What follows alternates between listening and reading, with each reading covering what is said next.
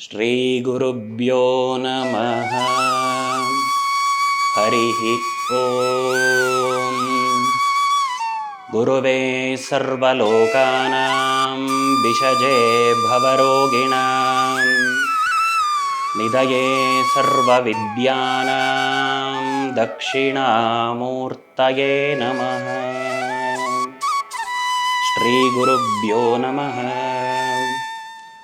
Make my shelters ವತಿಯಿಂದ ಈ ದಿವಸ ಕರ್ನಾಟಕದಾದ್ಯಂತ ಚಿರಪರಿಚಿತವಾದಂತಹ ಕನ್ಸ್ಟ್ರಕ್ಷನ್ ಮತ್ತು ರಿಯಲ್ ಎಸ್ಟೇಟಿಗೆ ಸಂಬಂಧಪಟ್ಟಂತಹ ರೆವಿನ್ಯೂ ಡಿಪಾರ್ಟ್ಮೆಂಟ್ಗೆ ಸಂಬಂಧಪಟ್ಟಂತಹ ಏನೆಲ್ಲ ಕೆಲಸ ಕಾರ್ಯಗಳಿದೆಯೋ ಈ ಸಂಸ್ಥೆ ಕೆಳವರ್ಗದಿಂದ ಹಿಡಿದು ಯಾವುದೇ ಒಬ್ಬ ವ್ಯಕ್ತಿ ಈ ಕಂಪನಿಯಲ್ಲಿ ಬಂದರೆ ಅವರಿಗೆ ಒಂದು ಭೂಮಿಯನ್ನು ಕೊಂಡುಕೊಳ್ಳುವಂತಹ ವಿಚಾರದಿಂದ ಹಿಡಿದು ಅವರ ಕನಸಿನ ಮನೆಯನ್ನು ಕಟ್ಟಿಸಿಕೊಡೋದ್ರ ಜೊತೆಗೆ ಗೃಹ ಪ್ರವೇಶ ಆಗಿ ಅವರು ನಂತರದಲ್ಲೂ ಕೂಡ ವಂಶ ಪಾರಂಪರ್ಯವಾಗಿ ಸುಖ ಶಾಂತಿ ನೆಮ್ಮದಿಯಿಂದ ಬಾಳಿ ಬದುಕುವಂತಹ ವಿಚಾರಕ್ಕೆ ಎಲ್ಲ ರೀತಿಯಲ್ಲೂ ಆಧಾರ ಸ್ತಂಭವಾಗಿರುವಂತಹ ಎಲ್ಲ ವಿಚಾರಗಳನ್ನು ಗಮನಿಸ್ತಾರೆ.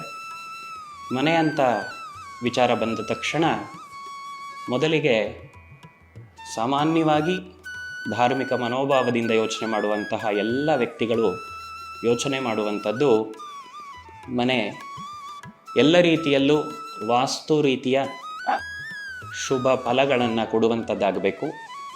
ಹಾಗಾಗಿ ಅದೇ ರೀತಿಯಲ್ಲಿ ನಾವು ಮನೆಯನ್ನು ಕಟ್ಟುವಂಥದ್ದಾದಾಗ ಎಷ್ಟು ಬೇಕೋ ಅಷ್ಟೇ ಪ್ರಮಾಣದ ಮೆಟೀರಿಯಲ್ಗಳನ್ನು ಎಲ್ಲವನ್ನು ಉಪಯೋಗಿಸ್ತೀವಿ.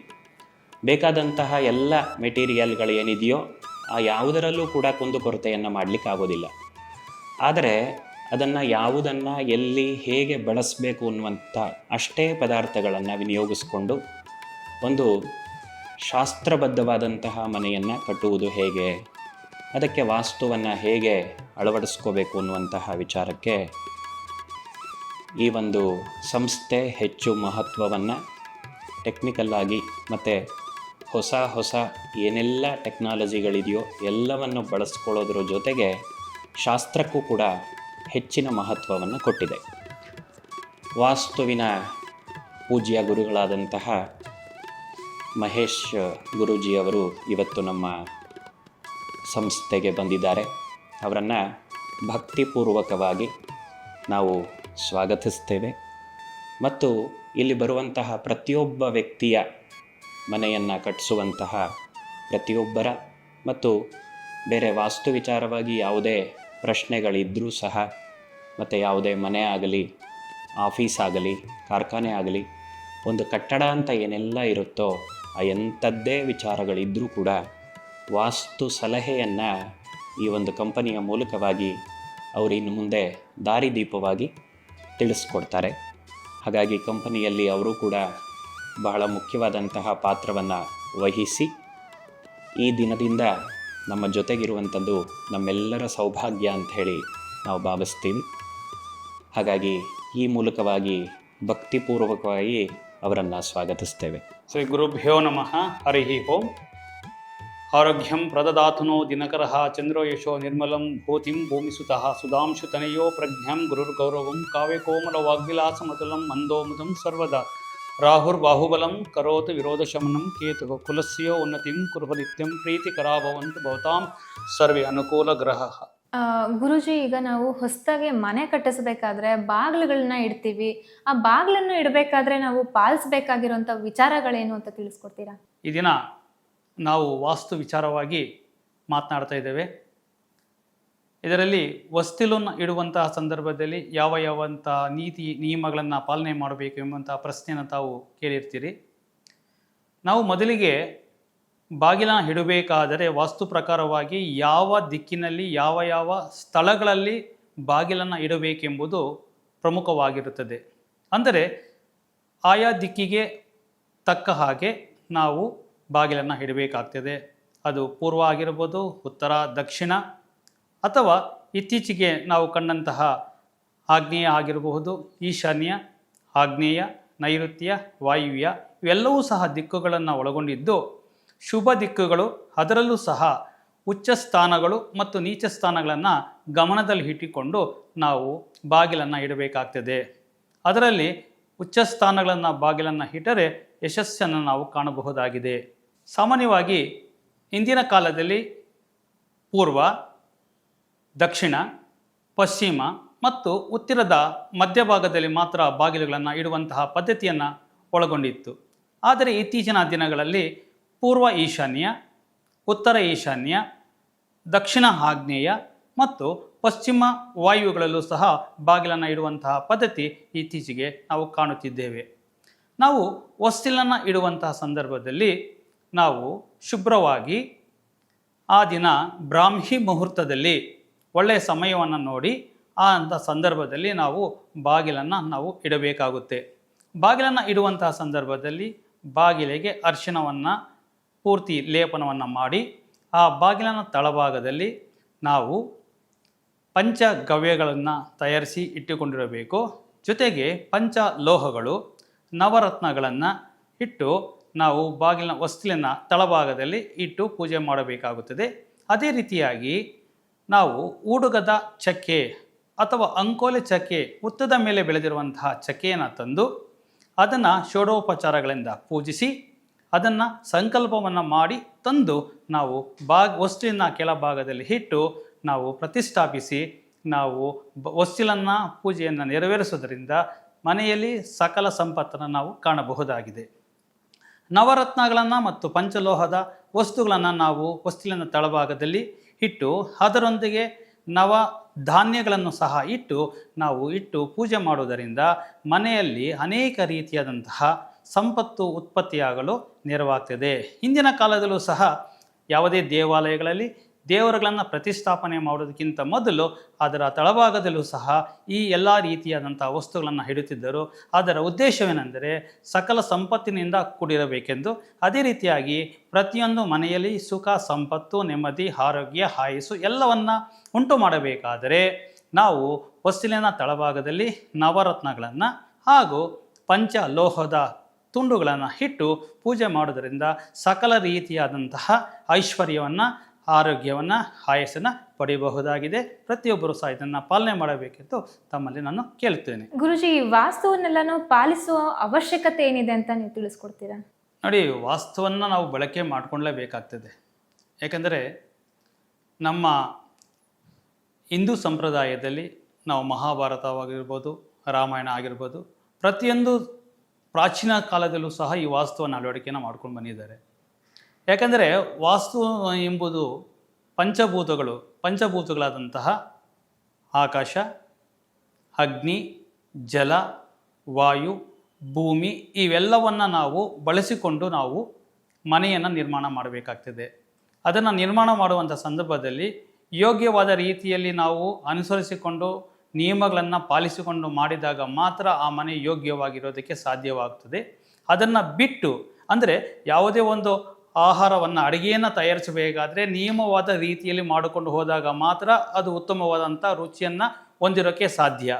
ಅದೇ ರೀತಿಯಲ್ಲಿ ಒಂದು ಮನೆಯನ್ನು ನಾವು ನಿರ್ಮಾಣ ಮಾಡುವಂಥ ಸಂದರ್ಭದಲ್ಲಿ ನಾವು ಯಾವ ಜಾಗದಲ್ಲಿ ಏನನ್ನು ಅನುಸರಿಸಬೇಕೋ ಅದನ್ನು ಅನುಸರಿಸಿದಾಗ ಮಾತ್ರ ಯೋಗ್ಯವಾಗುತ್ತದೆ, ಉತ್ತಮವಾದಂಥ ಫಲಗಳನ್ನು ಕೊಡುತ್ತದೆ.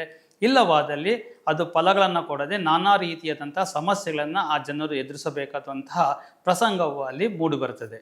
ಗುರುಜಿ, ಯಾಕೆ ಎಲ್ಲರೂ ಸೂರ್ಯನ ಬಾಗಿಲು ಮತ್ತೆ ನಂದಿ ಬಾಗಿಲಿಗೆ ಪ್ರಾಮುಖ್ಯತೆ ಕೊಡ್ತಾರೆ ತಿಳಿಸ್ಕೊಡ್ತೀರಾ? ಪ್ರತಿಯೊಂದು ದಿಕ್ಕುಗಳು ಶುಭವಾಗಿರುವಂಥ ಸಂದರ್ಭದಲ್ಲಿ ನಾವು ಸೂರ್ಯನ ಬಾಗಿಲು ಅಂದರೆ ಸಾಮಾನ್ಯವಾಗಿ ಕೆಲವು ಕಡೆ ಉತ್ತರದ ಬಾಗಿಲು ಅಂತ ಕರೀತಾರೆ. ಉತ್ತರದ ಬಾಗಿಲನ್ನು ಇಟ್ಟುಕೊಂಡಾಗ ಏನಾಗುತ್ತಿದೆ, ಉತ್ತಮವಾದಂಥ ಫಲಿತಾಂಶಗಳನ್ನು ಕೊಡುತ್ತಿದೆ. ಉತ್ತಮವಾದಂತಹ ಈಗ ನಾವು ಉತ್ತರದ ಬಾಗಿಲು ಅಂದ ತಕ್ಷಣ ನಾವು ಈಶಾನ್ಯದ ಬಾಗಿಲನ್ನು ನಾವು ಇಟ್ಟುಕೊಂಡಂಥ ಸಂದರ್ಭದಲ್ಲಿ ಆ ಮನೆಯಲ್ಲಿ ಸ್ತ್ರೀಯರು ಒಳ್ಳೆಯ ಉತ್ತಮವಾದಂತಹ ರೀತಿಯಲ್ಲಿ ಬಾಳ್ವೆಯನ್ನು ಮಾಡೋದಕ್ಕೆ ಸಾಧ್ಯ ಆಗ್ತದೆ. ಅಲ್ಲದೆ ಆರ್ಥಿಕವಾಗಿ ಮತ್ತು ಎಲ್ಲ ರೀತಿಯಾದ ಅನುಕೂಲಗಳನ್ನು ಇದು ಒದಗಿಸಿಕೊಡೋದಕ್ಕೆ ಸೂಕ್ತವಾಗ್ತದೆ.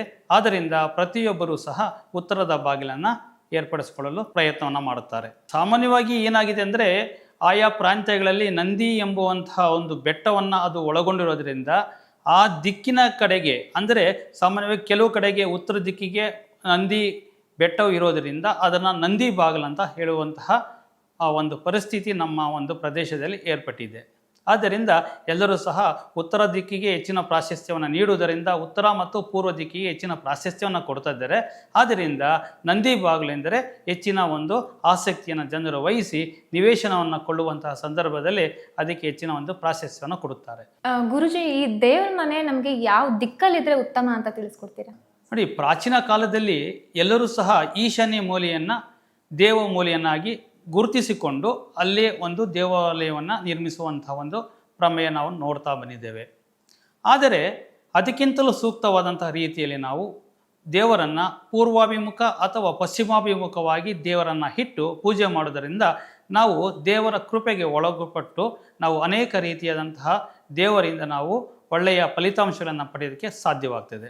ಕುಬೇರನ ಮೂಲೆಯ ಮಹತ್ವ ಏನು ಅಂತ ತಿಳಿಸ್ಕೊಡ್ತೀರಾ ಗುರುಜಿ? ಸಾಮಾನ್ಯವಾಗಿ ಕುಬೇರ ಅಂದ ತಕ್ಷಣ ನಮಗೆ ಬರೋದು ಉತ್ತರ ದಿಕ್ಕು, ಕುಬೇರನ ಸ್ಥಾನ ಬಂದು ಉತ್ತರ ದಿಕ್ಕು.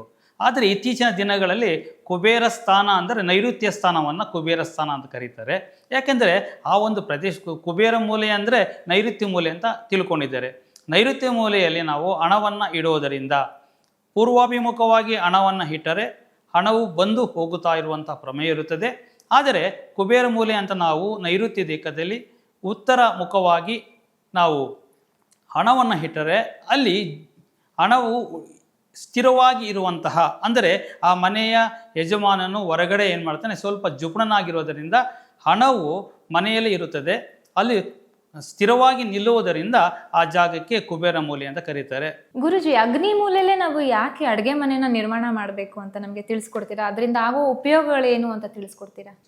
ಸಾಮಾನ್ಯವಾಗಿ ಅಡುಗೆ ಮನೆ ಅಂದ ತಕ್ಷಣ ಎಲ್ಲ ಕಡೆ ನಾವು ನೋಡಿದಾಗ ಅಗ್ನಿ ಮೂಲೆಯಲ್ಲೇ ಮಾಡ್ತಾರೆ. ಅಗ್ನಿ ಮೂಲೆ ಅಂದರೆ ಪೂರ್ವ ಮತ್ತು ದಕ್ಷಿಣದ ದಿಕ್ಕನ್ನು, ಕೋನವನ್ನು ಎಲ್ಲಿ ಏರ್ಪಟ್ಟಿರ್ತದೋ ಆ ಮೂಲೆಯನ್ನು ನಾವು ಅಗ್ನಿ ಮೂಲೆ ಅಂತ ನಾವು ಕರೀತೇವೆ. ಅಲ್ಲಿ ಶುಕ್ರನ ಆಧಿಪತ್ಯದಲ್ಲಿ ಇರೋದರಿಂದ ಅಲ್ಲಿ ನಾವು ಆಹಾರವನ್ನು ತಯಾರಿಸಿದರೆ, ಅಡುಗೆಯನ್ನು ಮಾಡಿದಾಗ ಅಲ್ಲಿ ಹೆಚ್ಚು ಖರ್ಚು ಬರೋದಿಲ್ಲದ ಕಾರಣದಿಂದ ಅಲ್ಲಿ ಏನು ಮಾಡ್ತಾರೆ, ನಾವು ಅಡುಗೆಯನ್ನು ಮಾಡ್ತೇವೆ. ಆದರೆ ನಾವು ವಾಯುವ್ಯದಲ್ಲೂ ಸಹ ನಾವು ಅಡುಗೆ ಮನೆಯನ್ನು ಸಹ ನಾವು ನಿರ್ಮಾಣವನ್ನು ಮಾಡಬಹುದು. ವಾಯುವ್ಯದಲ್ಲಿ ಅಡುಗೆ ಮನೆಯನ್ನು ಮಾಡಿದಾಗ ಹೆಚ್ಚು ಆಹಾರವು ಬೇಯುವುದರಿಂದ ಅಲ್ಲಿನಾಗುತ್ತೆ ಮನೆಯಲ್ಲಿ ಖರ್ಚುಗಳು ಹೆಚ್ಚಾಗ್ತದೆ. ಆದ್ದರಿಂದ ಮೊದಲ ಪ್ರಾಶಸ್ತ್ಯವಾಗಿ ಏನು ಮಾಡ್ತಾರೆ, ನಾವು ಆಗ್ನೇಯಕ್ಕೆ ಮೊದಲು ಪ್ರಾಶಸ್ತ್ಯವನ್ನು ಕೊಡ್ತೇವೆ, ಆ ನಂತರ ವಾಯುವ್ಯಕ್ಕೆ ಕೊಡ್ತೇವೆ. ಇತ್ತೀಚಿನ ದಿನಗಳಲ್ಲಿ ಎಲ್ಲರೂ ಸಹ ಮಾರಾಟಕ್ಕಾಗಿ ನಾವು ಯಾವುದೇ ವ್ಯಾಪಾರ ಸ್ಥಳಗಳು, ಅಂದರೆ ನಾವು ಹೋಟೆಲ್ಗಳನ್ನು ನಿರ್ಮಾಣ ಮಾಡಬೇಕಾದರೆ ಅಲ್ಲಿ ನಾವು ಆಗ್ನೇಯಕ್ಕಿಂತಲೂ ನಾವು ವಾಯು ಮೂಲೆಯಲ್ಲಿ ನಾವು ಒಲೆಯನ್ನು ಇರಿಸಿ ಅಡುಗೆಯನ್ನು ಮಾಡೋದರಿಂದ ಅಲ್ಲಿ ಹೆಚ್ಚು ಬೇಯಿಸುವುದಕ್ಕೆ ಕಾರಣವಾಗ್ತದೆ. ಹೆಚ್ಚು ಬೆಂದಷ್ಟು ಏನಾಗ್ತದೆ, ವ್ಯಾಪಾರ ಜಾಸ್ತಿ ಆಗ್ತದೆ. ಆದ್ದರಿಂದ ವ್ಯಾಪಾರಕ್ಕಾದರೆ ವಾಯು ಮೂಲೆಯನ್ನು ಮತ್ತು ಮನೆಗಾದರೆ ನಾವು ಆಗ್ನೇಯನ್ನು ದಿಕ್ಕನ್ನು ನಾವು ಬಳಸಿಕೊಳ್ಳೋದು ಸೂಕ್ತ ಅನ್ನೋ ನನ್ನ ಅನಿಸಿಕೆ. ಗುರುಜಿ, ಇತ್ತೀಚಿನ ದಿನಗಳಲ್ಲಿ ಬಣ್ಣಗಳಿಗೆ ತುಂಬಾ ಪ್ರಾಮುಖ್ಯತೆ ಕೊಡ್ತಾರೆ. ಈ ಬಣ್ಣಗಳಿಗೆ ಮತ್ತೆ ವಾಸ್ತುವಿಗೆ ಇರುವ ಸಂಬಂಧವೇನು ಅಂತ ತಿಳಿಸ್ಕೊಡ್ತೀರಾ? ನೋಡಿ, ಬಣ್ಣಗಳು ಪ್ರತಿಯೊಂದು ದಿಕ್ಕಿಗೂ ಒಬ್ಬೊಬ್ಬ ಅಧಿಪತಿ ಇರ್ತಾರೆ. ಆ ಅಧಿಪತಿಗಳಿಗೆ ಸ್ನೇಹಮಯವಾದಂತಹ ಬಣ್ಣವನ್ನು ಬಳಸೋದರಿಂದ ಏನಾಗ್ತದೆ, ಆಯಾ ದಿಕ್ಕಿನಲ್ಲಿ ಆ ಒಂದು ಗೃಹದಲ್ಲಿ ಆ ಕೊಠಡಿಯಲ್ಲಿ ಹೆಚ್ಚಿನ ಒಂದು ಉತ್ತಮವಾದಂಥ ಫಲಿತಾಂಶಗಳನ್ನು ಕೊಡ್ತದೆ. ಇತ್ತೀಚಿನ ನಾವು ದಿನಗಳಲ್ಲಿ ಏನು ಮಾಡ್ತೇವೆ, ನಾವು ವಿಧವಾದಂಥ ಬಣ್ಣಗಳನ್ನು ನಾವು ಬಳಕೆ ಮಾಡ್ತಾ ಇದ್ದೇವೆ. ಆದರೆ ಇಂದಿನ ಕಾಲದಲ್ಲಿ ಎಲ್ಲರ ಮನೆಯಲ್ಲೂ ಸಹ ಬಿಳಿಯ ಬಣ್ಣ, ಅಂದರೆ ಸುಣ್ಣ ಬಣ್ಣದ ಬಳಿಯೋದರಿಂದ ಅಲ್ಲಿ ಎಲ್ಲೋ ಸ್ಥಿರವಾದಂತಹ ಒಂದು ಬಣ್ಣವನ್ನು ಬಳಕೆಯನ್ನು ಮಾಡ್ತಾಯಿದ್ರು. ಇತ್ತೀಚಿನ ದಿನಗಳಲ್ಲಿ ಏನಾಗ್ತದೆ ಅಂದರೆ ಬೇರೆ ರೀತಿಯಾದಂತಹ ಬಣ್ಣಗಳನ್ನು ಬಳಕೆ ಮಾಡೋದರಿಂದ ಒಂದೊಂದು ದಿಕ್ಕಿಗೂ ಒಂದೊಂದು ಅಧಿಪತಿಗಳು ಇರೋದರಿಂದ ಆ ಅಧಿಪತಿಗಳಿಗೆ ವಿರುದ್ಧವಾದ ಬಣ್ಣವನ್ನು ಬಳಸಿದರೆ ಅಲ್ಲಿ ಅಪಾಯವಾದನ್ನು ತಂದುಕೊಡುವಂಥ ಸಾಧ್ಯತೆಗಳನ್ನು ನಾವು ಕಾಣುತ್ತೇವೆ. ಉದಾಹರಣೆ, ನಾವು ದಕ್ಷಿಣ ದಿಕ್ಕು ಅಂದ ತಕ್ಷಣ ಅದಕ್ಕೆ ಒಬ್ಬ ಕುಜ ಅಧಿಪತಿಯಾಗಿರ್ತಾನೆ. ಪಶ್ಚಿಮ ದಿಕ್ಕಿಗೆ ಶನಿ ಅಧಿಪತಿಯಾಗಿರ್ತಾರೆ.